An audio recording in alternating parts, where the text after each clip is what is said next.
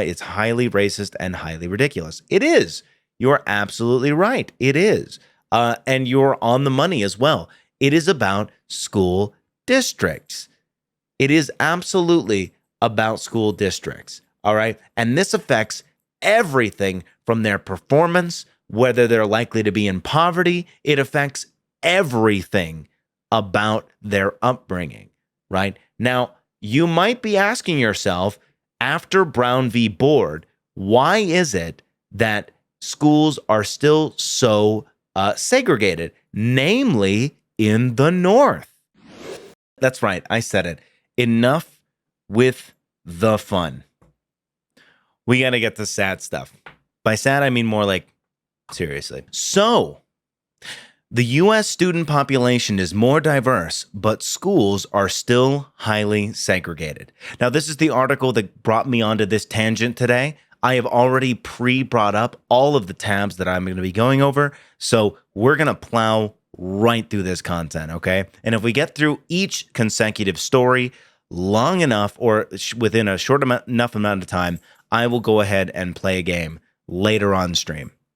Which schools? Just the entire country in general? Entire country, but mostly northern schools. So let's get to it. The U.S. student body is more diverse than ever before. Nevertheless, public schools remain highly segregated along racial and ethnic and socioeconomic lines. That's according to a report released Thursday by the U.S. Government Accountability Office. More than a third of students, about 18.5 million of them, attend a predominantly same-race ethnicity school during the 2020 to 2021 school year, the report finds. And 14% of students attended schools where almost all of the student body was a single race or ethnicity. The report is a follow-up to the 2016 GAO investigation on racial disparity in K-12 schools. That initial report painted a slightly worse picture, but findings from a new report are still concerning. Now, quote, there is clearly still racial division in schools, says Nauki, and that is the lead author of the report. She adds that schools with a large proportion of Hispanic, Black, and American Indian and Alaskan Native students, minority groups with higher rates of poverty than white and Asian American students, are also increasing. What that means is that you have large portions of the minority children that are not only attending essentially segregated schools, but schools that have less resources available to them.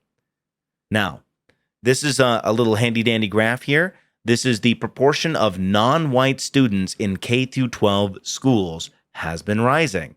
It has been rising. You can actually see by year how the population has either been rising or kind of staying the same, more or less. Like if you look at the Black population in schools, you're looking from 1993 to 2020, an increase of 2%, 17%. To 19% by 2020. Asian Americans, I guess they only began recording Asian Americans in 1993.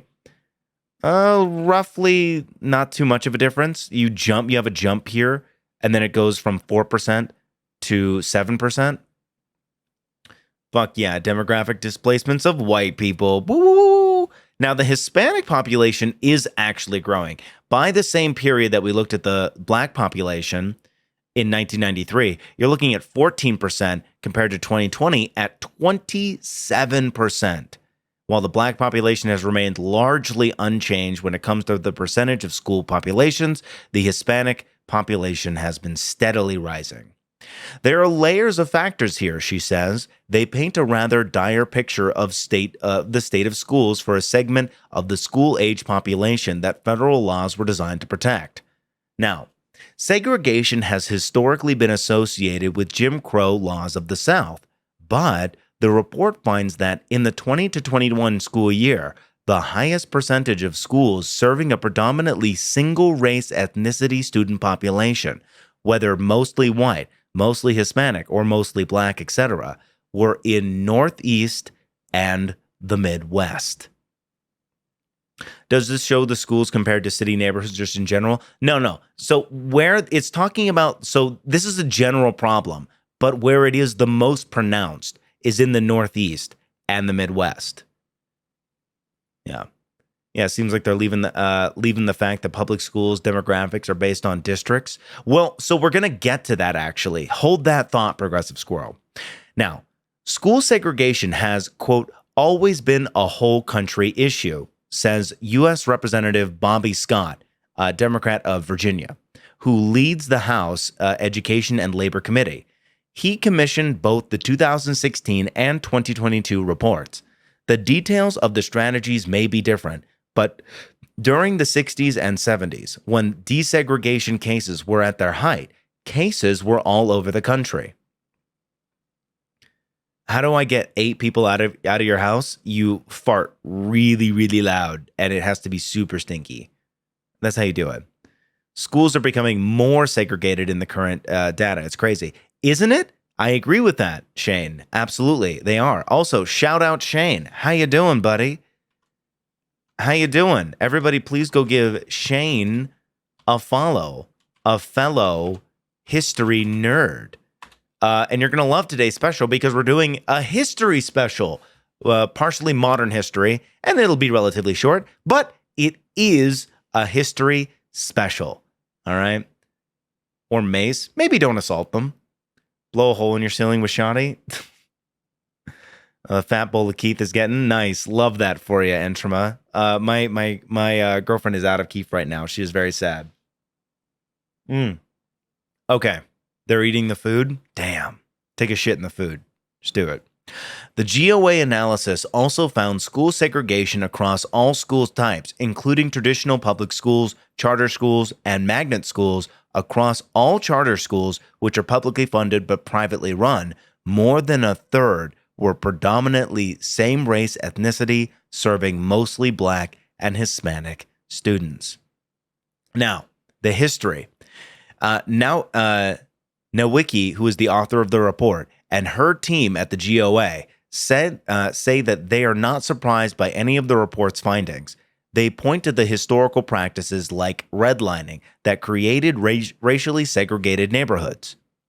And because 70% of the U.S. students attend their neighborhood public schools, Nowicki said racially segregated neighborhoods have historically made for racially segregated schools.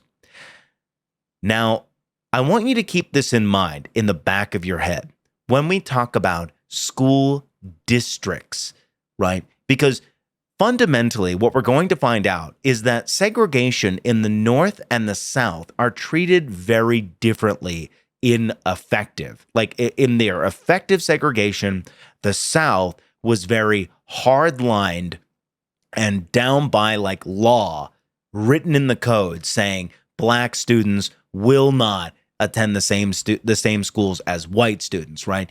In the North, that isn't the case. However, the schools are absolutely still segregated. So the question we should be asking is how?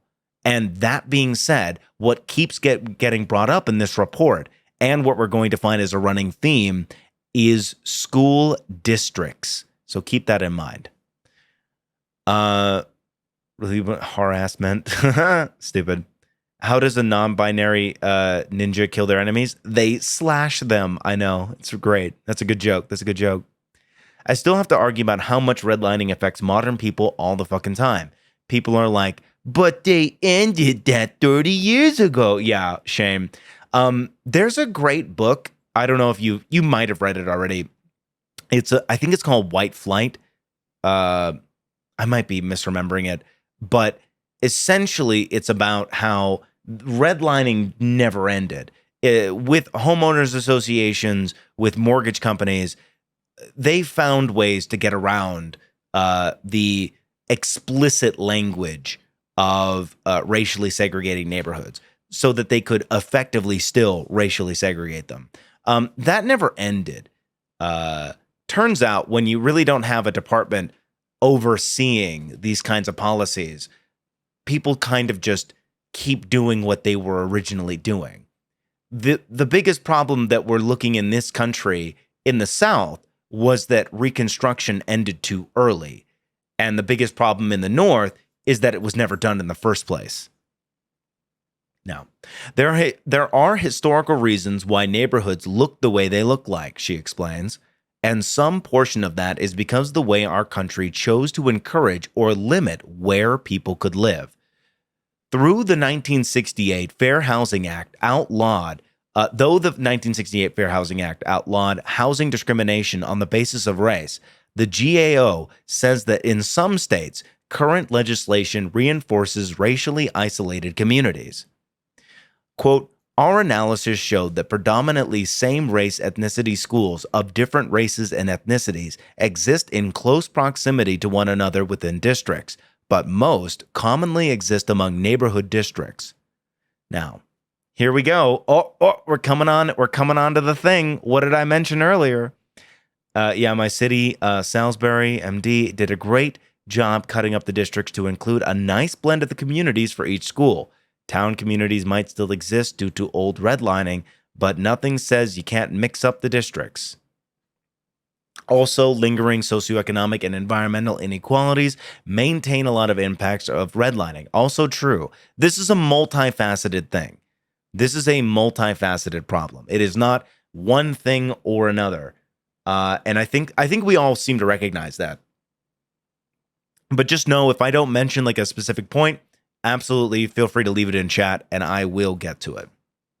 Now, one cause of the lack of significant improvement, according to the GAO, is the practice known as district secession, where schools break away from an existing district, often citing a need for more local control, and form their own new district.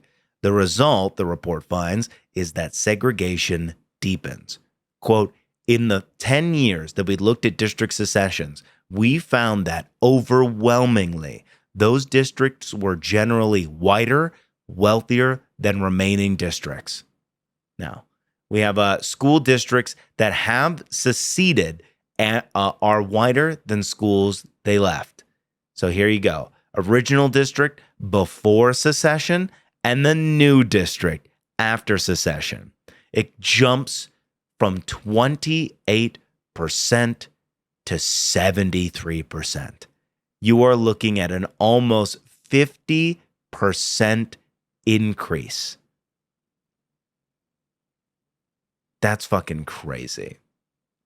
6 of the 36 school district secessions identified in the report happened in Memphis, Tennessee, which experienced a historic district merger several years ago. Memphis City Schools, which served a majority non-white student body, dissolved in 2011 due to financial instability. It then merged with the neighboring district, Shelby County Schools, which served a wealthier, majority white population. Hey, Base PJ, how you doing, buddy? Everybody, if you want another based streamer, because they're starting to all trickle in, and we love to have them, you should go check out Base of PJ. All right. You want an example of this shit? Look at East Norrington, West Norrington, and Norriston, Pennsylvania. Yeah. East and West broke off completely from Norriston because the white folks didn't want their kids mixing with everybody else. Yeah. So this is absolutely by design. It is not an accident.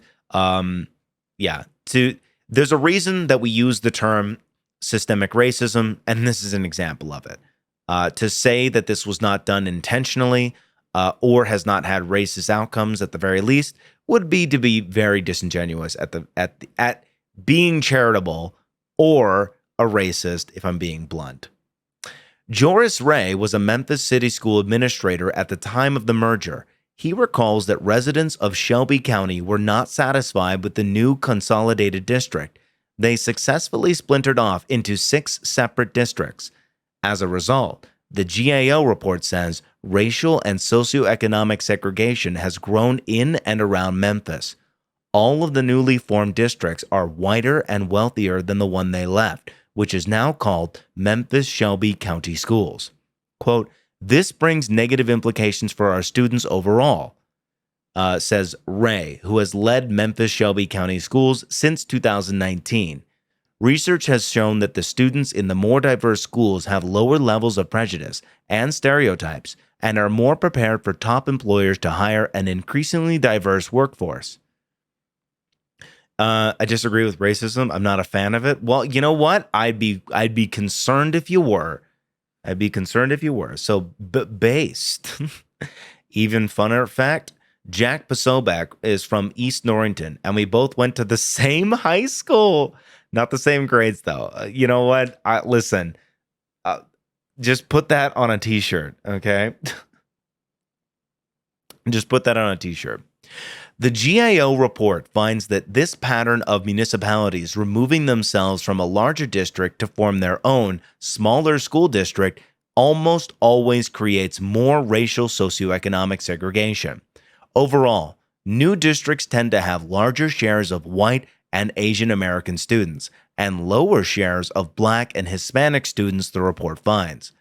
New districts have significantly fewer students eligible for free or reduced price lunch, a common measure of poverty. My life has too many of these fucking coincidences. Hot take incoming, racism bad. You know, that is a hot take. There's a hot take. Now, you might be thinking to yourself, but Smite Night, Brown v. Board of Education was like half a century ago. Isn't this all, like, done with? My answer to you is, ha ha ha ha. And also, you need to rethink about how you think about history, because it is not a constant upward slope of progress. It can go whatever way that the people who make the laws decide that it goes. In this case, we're backsliding. So let's find out why and how, shall we? Now, this is according to the Economic Policy Institute, right? So keep your pants on. It's not exactly the best place to go. But in this respect, their research is sound. And that's what I want to talk about today. So was Roe. Also true. Also true. Right now in the U.S., 75% of white students go to schools that are at least 50% white. Yes.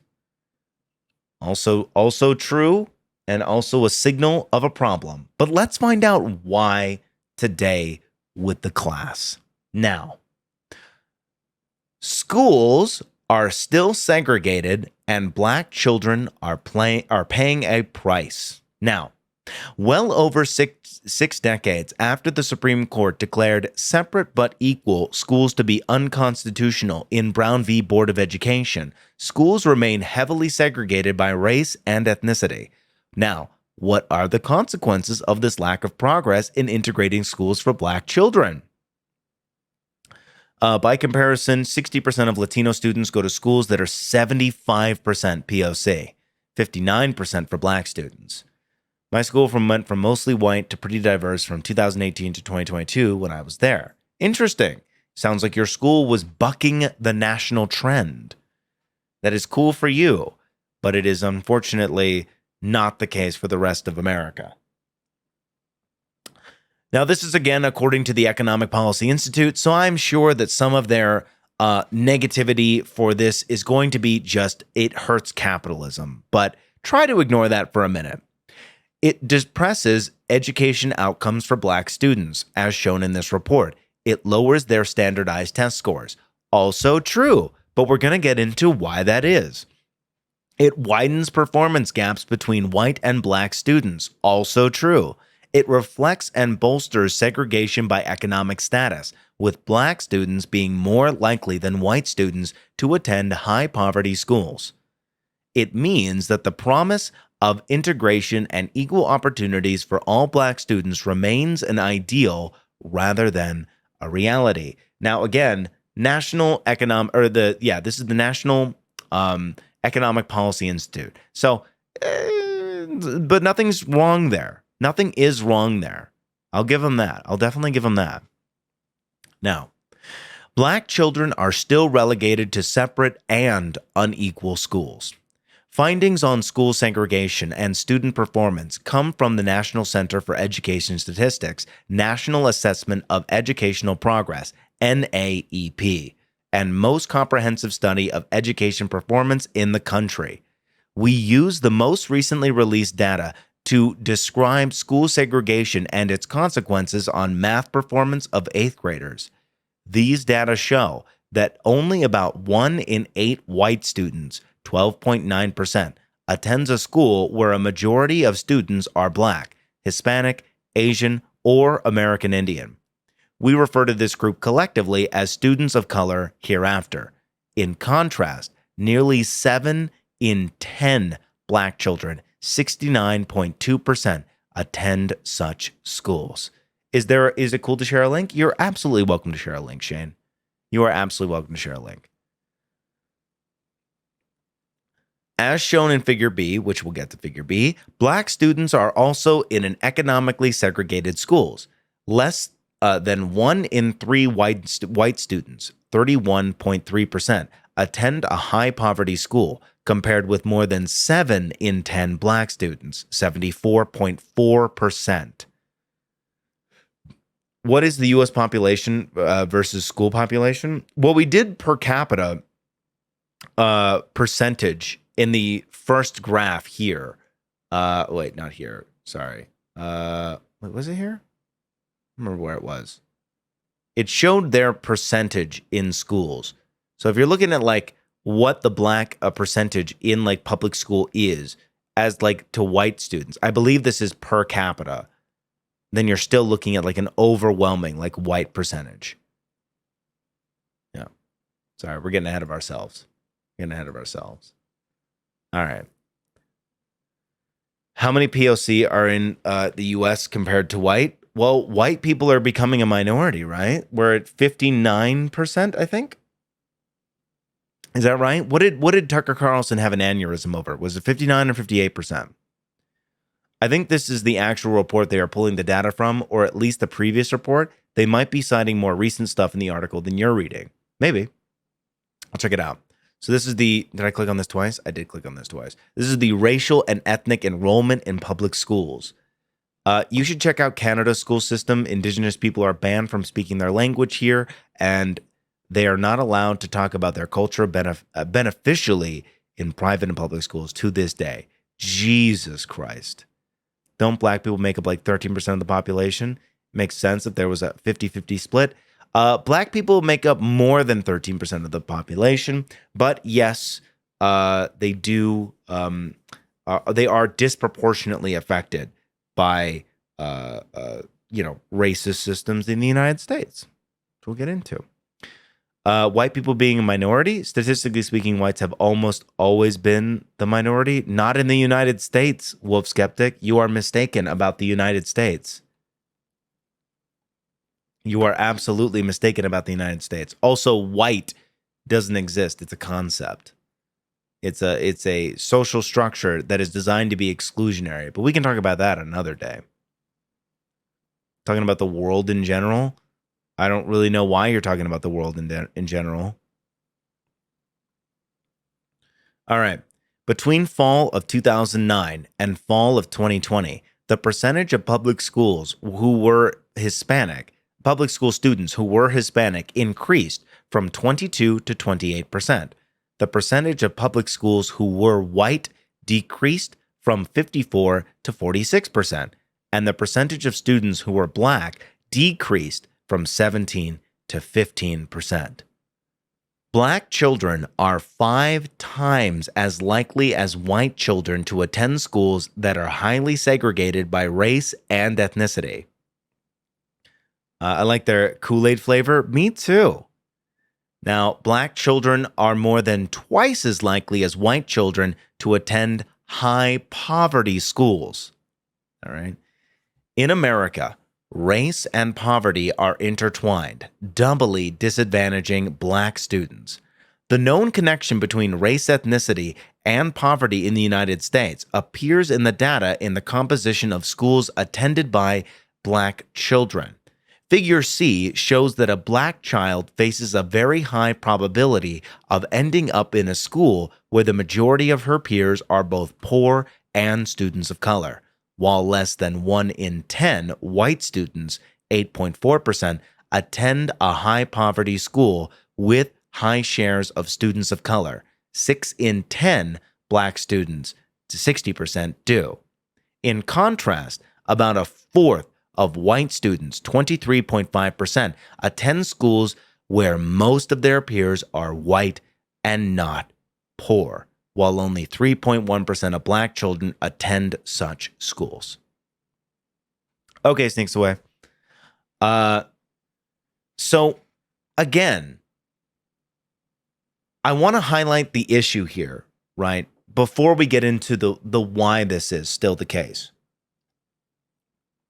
All right. So bear with me if you are already aware of some of this stuff. Like, I'm sure to some of you, a lot of this is redundant to you. We all maybe tangentially or directly know that black people are disadvantaged in this way, being the school district where they are likely to be able to get an education, and how likely it is that they will end up in poverty or be born into poverty, right? But for those of you who don't know the numbers, right, or you'd like a refresher, that is what this is for. But make no mistake, this is not the bulk of the content. We will be getting into the why and also solutions to this problem. This is heavily due to the fact that school funding is majorly dependent on property value, taxes to fund schools. Black homeowners still face downward pressure on home value to simply being black. It's highly racist and highly ridiculous. It is. You're absolutely right. It is. And you're on the money as well. It is about school districts. It is absolutely about school districts. All right. And this affects everything from their performance, whether they're likely to be in poverty. It affects everything about their upbringing, right? Now, you might be asking yourself, after Brown v. Board, why is it that schools are still so segregated, namely in the North? We need to take care of violence problems so that home value can go up, right? School district funding is a modern redlining. Yes, it is. I agree with that. I 1,000% agree with that. You guys are jumping the gun. You are. You're jumping the gun. You're getting to like my juicy hook. All right. So why? So after 60 years, why have we been so disappointed? What have we learned? So May 17th is the 60th anniversary of Brown v. Board of Education, the U.S. Supreme Court's 1954 decision that prohibited Southern states from segregating schools by race. The Brown decision annihilated the separate but equal rule previously sanctioned by the Supreme Court in 1896 that permitted states and school districts to designate some schools whites onlys and others black only. More important, by focusing on the nation's attention on the subjugation of blacks, it helped fuel a wave of freedom rides, sit-ins, voter registration efforts, and other actions leading ultimately to the civil rights legislation in the 1950s and 1960s. But Brown was unsuccessful in its purported mission to undo the school segregation that persists as a central feature of American public education today. This issue brief highlights key elements of the American education system that have evolved in the wake of Brown. Some charter schools are able to provide a better education with similar funding. I know there are some extremely bad schools. I've seen them. Do you mean bad charter schools? There's both. There's bad both. Yeah, there's bad charter schools. There's bad public schools. It doesn't seem to be anything other than like the district that they're in and the funding that they have available. School districts are one of the areas where you can see heavily. Hey, boobies are things that kill you. Peach Pie Lord, how you doing, buddy? 14 months maintaining access to your Turbo Communist card. I love to see it. How have you been, Peach Pie? Long time. I've seen some really awfully funded schools. Yes. So have I, you know. Charter schools tend to be more academic based. It just depends. So charter schools are a mixed bag. They have a little bit less oversight than some public schools in some areas, right? But it largely depends on like the area they're in and again, the funding that they have available. And yes, I am talking about in the United States. I am not familiar enough with charter schools in Canada to be able to comment. So I will have to defer to your judgment. I've seen the old 42A schoolhouse. Man, that was underfunded. The bad ones get phased out, luckily. What bad ones? Charter? Not in my experience, but okay. I grew up in the shadow of Cornell, heavily subsidized the local school district. Yeah, I'll talk about a high school close to mine when I was growing up, and we'll talk about like school funding and stuff. Although Brown stimulated a civil rights movement that desegregated many facets of American society, it was least successful in integrating education, the decision's aim. Initial school integration gains following Brown stalled, and Black children are more racially and socioeconomically isolated today than at any time since the data has been available, and that's since 1970. Are you hearing that? Black children are more racially and socioeconomically isolated today than they have been since 1970. That's insane. That's fucking insane. Academic achievement of African Americans has improved dramatically in recent decades, but whites has as well. So racial achievement gaps remain huge. Birmingham and the Birmingham metro area has some amazing case studies about the economic fallout of it all. I'll have to read them. Are charter schools extremely expensive for parents to pay for? Did you mean our or in the? Are you asking like in the U.S.? They're pretty expensive. Yeah. If a public school fails, they don't go away. Right. So wait, are you like suggesting like free market's going to fix this? What are you suggesting? I'm living in a state where I see that on the reg. When we say the whites are still in power, this is what we mean. Yes. Schools for Black children had enormous resource shortages in 1954. Inequalities still exist in some places, although they are much smaller. But resource equality itself is insufficient. Disadvantaged students require much greater resources than middle-class white students to prepare for success in schools.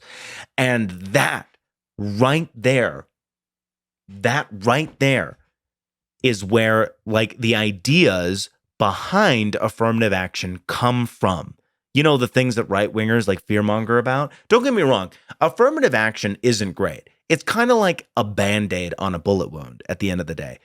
But they are designed with the idea in mind that based on all statistical evidence, a Black person and a white person applying for the same school, that the Black person will have had to work a lot harder to get to that point than a white student. Again, that is statistical information, not individual. And that is essentially the idea behind affirmative action, right?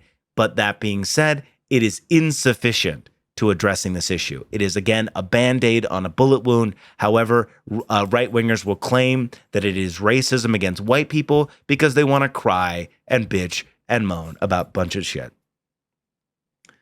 Charter schools are supposed to be free. They shouldn't charge tuition.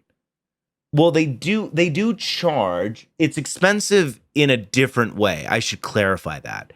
In the United States, charter schools, usually they are further away. Like you have to be able to get into a charter school, right? That's why a lot of politicians run on like the school choice bullshit, you know? Yeah, school vouchers is a thing. That is a thing. Speaking of affirmative action, it came about in 1979 lawsuit against Alabama state troopers and their recruitment and retention strategies. I'm not aware of how it started. I'm talking about the ideas behind it today. I was thinking you can choose which schools get your tax dollars. That is not how vouchers work. That is not how the vouchers work. So what school choice means is that you get to choose to go to a school outside of your district. That is what that means. Vouchers are tax rebates that parents can get off the property taxes to pay for tuitions at private schools. Yeah, vouchers are for private schools, shit like that. But school choice is about what district. I think I misspoke earlier, but that is about the district that you get to choose to go to school in. Yeah, my bad. Now, expensive but necessary resources include high-quality early childhood programs from birth to school entry, high-quality after-school and summer programs, full-service school health clinics, more skilled teachers, and smaller classes. Even with these added resources, students can barely be successful in racially and economically isolated schools, where remediation and discipline supplement regular instruction. Excessive student mobility disrupts learning. Involvement in more educated parents is absent, and students lack adult and peer models of emotional success. I don't know about the models necessarily, but yes, lack of resources, underfunding programs, and of course the fact that we treat schools like a prison, and more so when it is a poor school, is definitely the case. No, I know about school vouchers. It's because it doesn't seem a compelling system. I don't agree with school vouchers either. Yeah, no, I don't agree with school vouchers. School choice sounds good, but it's still not. Well, school choice might sound good to you if you don't care about fixing the system, right? Because if you take your kid out of the school in your district to go to a school in another district, that means one of two things, right? First, well, not one of, but one and another thing. First, you have the finances to be able to fund that, right? Because now, most likely, that school is further away from you. And also, maybe not even in a connected bus district. Not to mention that the fact that the infrastructure in the United States is so heavily reliant on car culture that you'll be lucky to have a bus that takes you even close to the school, right? But let's say you do. If it's in another district, well, now that school bus system doesn't go to that district. You have to take the public transit system, right? Good luck, whatever whatever area of the country you're in. You better hope that that public school, that public bus system is adequate and on time to line up with your child's school session, right? And it doesn't fix the school in your area. It just takes funds away from it. So that school gets worse. And all the parents who can't afford to send their kids to schools outside of their district now are stuck into that shitty school that is only getting worse as wealthy parents are able, or at least well-off enough parents, are able to take their child out of that school. One of the things Mississippi did to fix segregation in the state is to give all minority students the right of school choice. What's up, dude? What are you crying about? They can't get into schools outside their districts most times. Yes, also true. Also true. I think we should have private schools. What? They would compete for your tuition? That's fucking stupid. That's stupid. I'm sorry. That's really like dumb free market shit to education. Is education a right? In my opinion, it is. Great. We should all fund it. You shouldn't like create like the McDonald's of schools. That's really bad. They're going to teach you shit that's going to make them money. When you like, don't get me wrong, schools are already fucked up. If you make them completely financially motivated, you are going to fuck up students' education even further than it already is, because their education will be under the guise of what makes the most money. That's it. Look at this, another far left extremist on Twitch. You're right, Zen. Hello. Hi. How you doing, buddy? You having that bad a fucking day? It was a BS Band-Aid fix that didn't solve the issue? You don't say. Speaking so many facts on this? Exactly, Mel. Exactly. Human rights should be funded by all humans. Education, safety, health. Yeah, shelter, food, healthcare. Absolutely. Absolutely.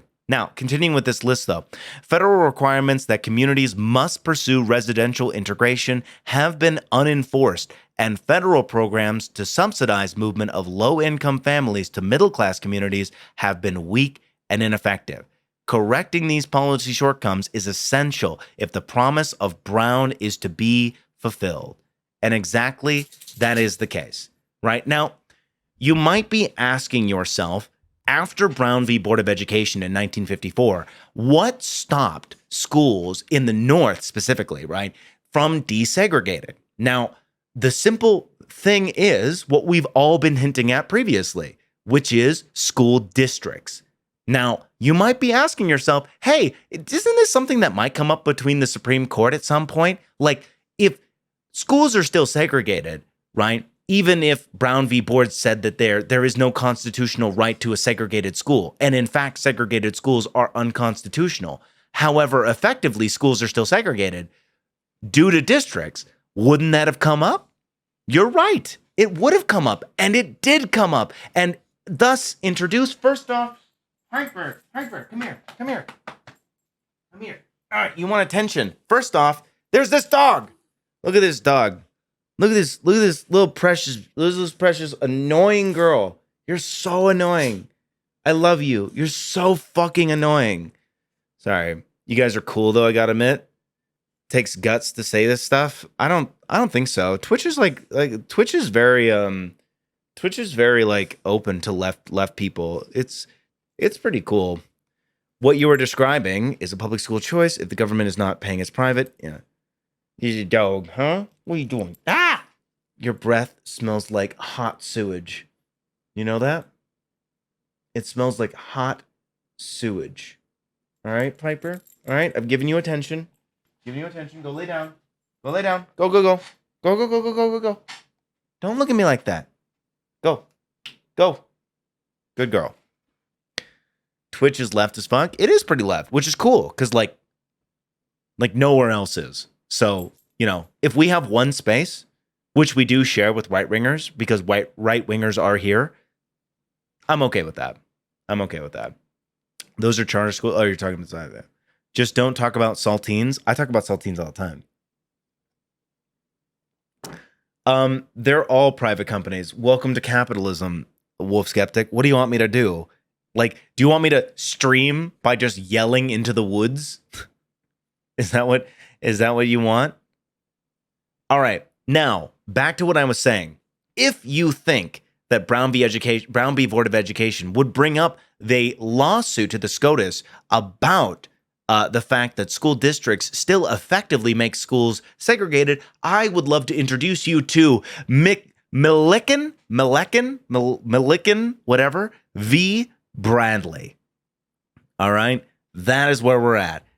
The case that essentially answered that question, decided on July 25th, 1974. All right, now let's get into what this case effectively did. A suit charging that the Detroit, Michigan public school system was racially segregated as a result of official policies was filed against Governor Milliken, I think it's Milliken actually, after reviewing the case and concluding the system was segregated. So I want you to read this. After reviewing the case and concluding that the system was segregated, a district court ordered the adoption of a desegregation plan that accompanied 85 outlying school districts. The lower court found that Detroit-only plans were inadequate. The U.S. Court of Appeals for the Sixth Circuit affirmed the Metropolitan Plan.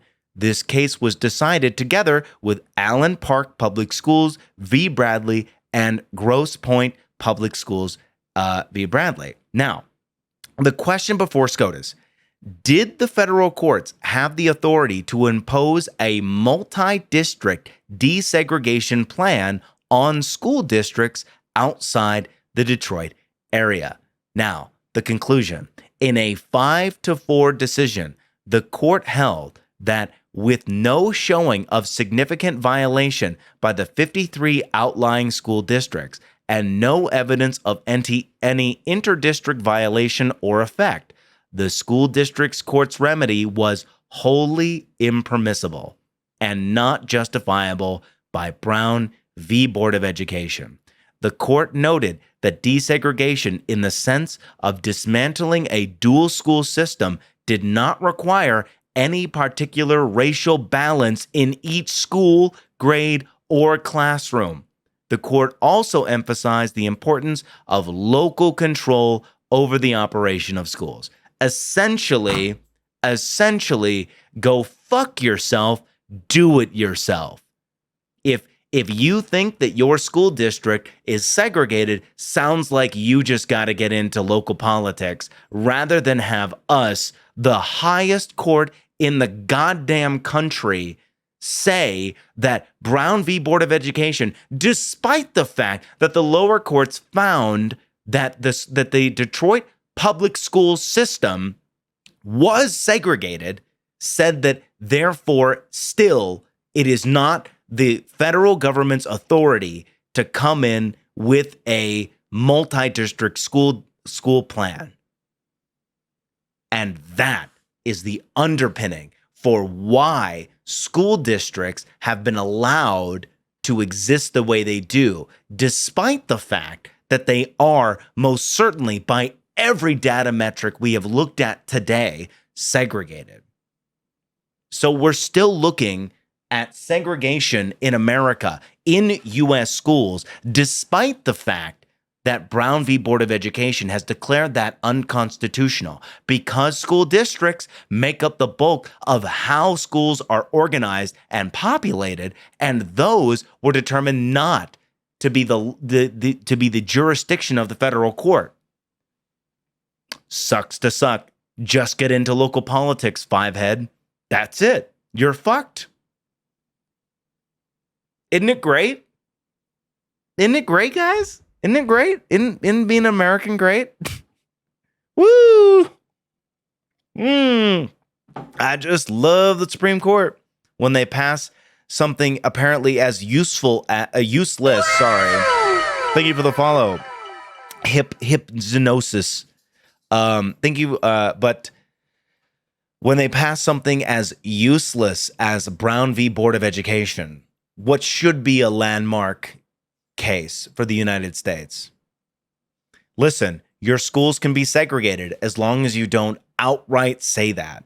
If you don't outright say that this is a whites-only school, you can have a whites-only school. That's it. It was Rehnquist. He tipped the balance of the court when he was appointed by Nixon in 1972. Yeah. Get involved in local politics, get bribed by by AIPAC. Oh, shit. But you know me, guys. I would not leave you with something so negative. I wouldn't just lay out this story without an alternative and a solution for you. Now, solution one is really simple. It's unlikely, but it is simple. We need to revisit Milliken v. Bradley. That's what we have to do. We have to revisit that Supreme Court case, because I would think that any lawyer worth their salt would be able to prove that it is unconstitutional based on Brown v. Board of Education. Now, is that likely to happen? No, especially given the current status of the Supreme Court. But it is one of the solutions. Now, that being said, let's get to a more practical one. One that could be done if politicians gave a shit. There's other things you could do to desegregate schools effectively. And that is doing away with school districts. That's right. Fuck school districts. And also fuck the fact that schools get money off of property taxes from their district. Let's do away with it. Now you might be asking yourself, Smite Knight, but if we get rid of funding schools via the school district and the property taxes in that area, what would we do as an alternative? Well, my handsome, beautiful, very attractive viewer, I would love to share that with you. And for that, we're going to go across the pond here, actually, not to Britain, but to the Finns, to Finland we shall go. And we shall look at how the Finns be funding their schools and some of their outcomes. So maybe we can find an alternative system. So let's just do it, yeah? Now, the Finnish school system might sound a bit restless. Might sound like a restless American school child's daydream. School's hours cut in half, little homework, no standardized tests, 50-minute recess, and free lunch. But the Finns' unconventional approach to education has vaulted Finland to the upper echelon of countries in overall academic performance, according to the Organization of Economic Cooperation and Development.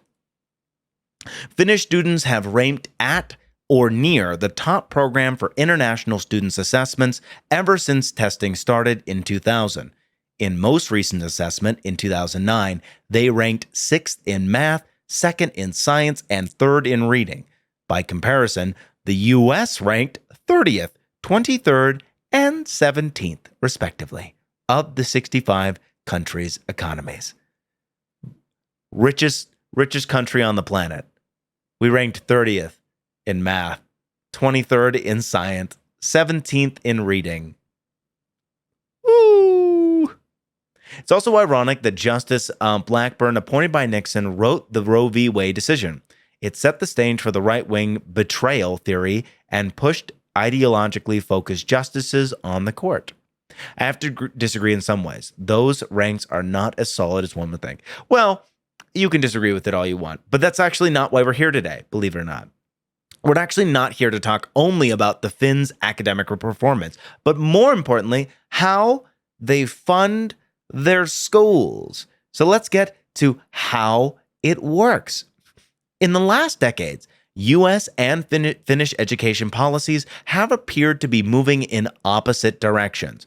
While U.S. public schools moved to standardized testing, Finnish schools issued nationwide tests to evaluate teachers, students, or schools, instead relying on sample-based testing and school principals to identify potential problems.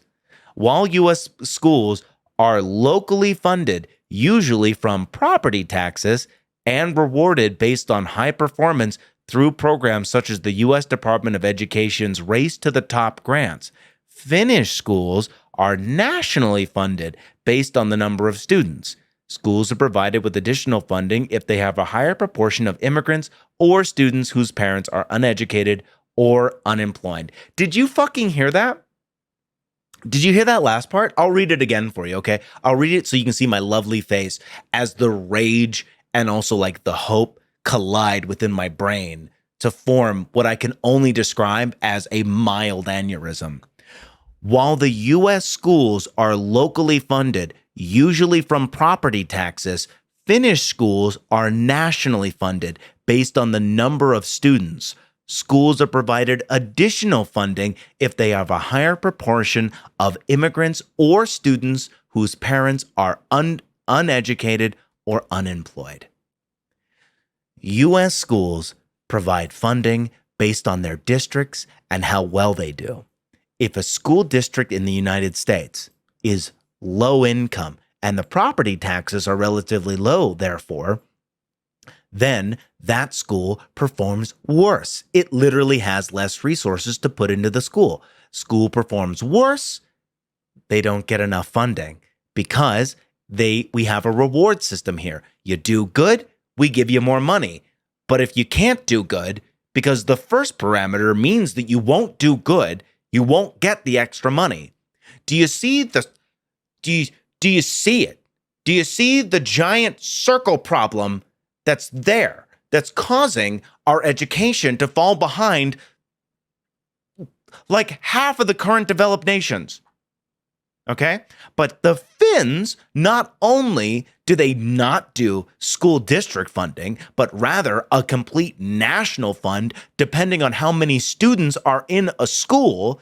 They also give more money to students, to schools where students might be having an upward battle for their education, being the kids of immigrants or from undereducated or unemployed people. It's almost like if you invest in people, if you actually invest in people, you have better outcomes. But that's a foreign fucking idea in the United States because we're so capitalist brain rot driven that we only think about the next goddamn quarter. Think about it. Think about it. Think about what we fund in America and what we don't fund in America. Do you have any idea the kind of money that comes from actually treating lead poisoning in the United States? The ratio is insane. It's like for every dollar that is put into cleaning up lead, that we see like a fivefold in like return on investment. But that's not immediate. That's years down the line. Students do better. Crime is lower. Poverty decreases. But we don't look at our problems like that. It's about the next quarter. Oh, that school didn't do well this quarter? Fuck them. Pull the funding. They're not doing well. Why would we fund them? Oh, I don't know. Maybe so that those kids can contribute to a society later on. And it's not about the immediate returns, but they don't do that. They always think about the immediate next return and think about the right-wing solution to our broken education system. It is literally just fuck it all and private the son of a bitch. That's what they think. They think that, oh, because the public school system isn't doing well, because of the issues that I've just mentioned, rather than fix those issues, we should just dump our entire public education system as it exists and hand it over to private organizations. Are you insane? That is an insane solution to such a simple problem. This is a simple problem. I'm giving you the solutions. Here they are. Golden platter. Fucking A. And I'm not the first person. People talk about this shit. There's literally agencies dedicated to telling you exactly what I'm telling you, giving you the data, showing you how bad, underfunded, and just awful for students the American school system is, both racially and socioeconomically. And you just ignore them and go for, well, the public schools are bad, so I wanna do the Burger King and the McDonald's of schools. So whoever makes the best hamburger gets actually the more funding and the more money from the parents who get a stipend from their taxes so that they can pay the schools, which we could pay through taxes. But why would we do that? And I'm dead. And I'm dead inside, chat, because I lose my marbles with this shit. I really do. I lose my fucking brain cells. They melt into putty, into like jello that seeps through my ears because this shit is so infuriating. I tell people all the time, like, listen, people who talk to me about politics, I tell people like I'm a political streamer sometimes, and they want to talk to me about politics, you know, and I feel like I'm gauging them, not on like what they know or anything like that. I'm not like an asshole, but like on how depressed they are. If they're like kind of optimistic, I think to myself, oh, they're probably like not as well informed, you know, if they're like optimistic about something, you know, and like, I don't want to be the guy. I don't want to be the guy. I don't want to be the guy who's like, you know, actually our system's fucked and the people in power maintain the fucked system, and neither side wants to fix the corrupt system. It's just that one wants like fascism and the other wants like to just blatantly ride the waves of fascism for money. And that's our system right there. I apologize for yelling, sort of, not really. I've been drinking, so I'm not too sorry. I'm gonna have another drink though. So yeah. It's a lot, you know? It is a lot. Likewise, if they're too optimistic, they drink the Kool-Aid. Yeah, optimism is like the thing. There's no like right level of optimism. It's just pessimism. That's how you know they're actually informed or they're not like brainwashed.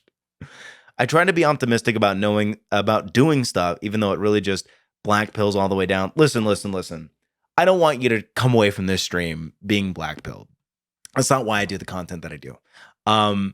This is one of those cases where I don't actually have a direct solution for you to get involved with, other than trying to get into your local like politics. This is one of those areas where I think actually getting involved in your local politics is probably the most direct action that you could do today. For most of my stories, though, I do leave some kind of like gate for people to like go through to be able to like do effective change, stuff like that. It's not always like direct action or anything like that, but it is like staying informed or something. This is just one of those things that I think that we all know that the education system in the United States is fucking garbage. And how to fix it is a relatively simple solution. It's just that it's not one that you or I could just do, you know?